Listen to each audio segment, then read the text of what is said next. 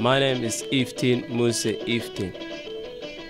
One morning I woke up late and had to walk to school because I missed the bus. Without any warning, I felt someone jumping me from behind and throwing me hard onto the ground. My head hit the sidewalk and started to bleed. My mouth was also bleeding. I soon realized that it was Baltimore City police officer who had tackled me. He put me in handcuffs and checked my pockets. All he found was student bus ticket, my house key, and school ID. In 2 minutes, I was surrounded by a lot of police. One officer who freed my hands and asked me, "Where are you coming from and where are you going?" I told him I was coming from my house and was going to school. Then he asked, "Do you know why the officer stopped you?" I said, "No, sir." He told me that someone had stolen a car and the officer who threw me to the ground thought it was me, but it wasn't. I asked the officer why the other officer didn't say stop. I knew the word stop even though I didn't speak English very well. My family left Somalia in 1990 because of the Civil War.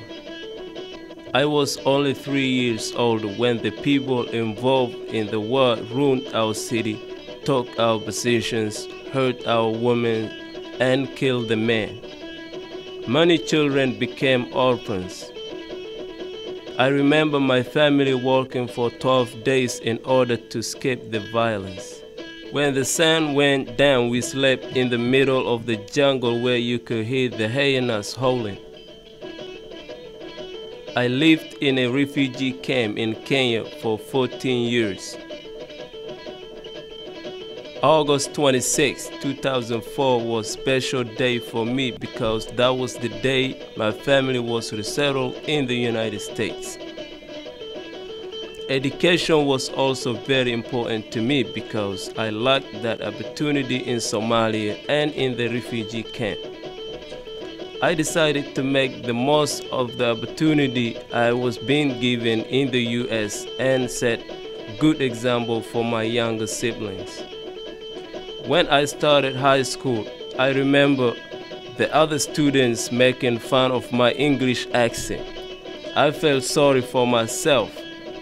I started studying hard and felt that if I could speak the language better, nobody would say anything about how I spoke. And it is not my fault because it is not my native language. The discrimination wasn't just at school. To this day, I wonder if the police treated me this way because I was black. I wouldn't steal a car or engage in any other criminal activity. I have a big family to look after. I don't want to end up in jail. My mother and my brother always told me to go to school, get a job, and stay out of trouble. I am now going to community college to improve my education so I can make their dream and mine come true.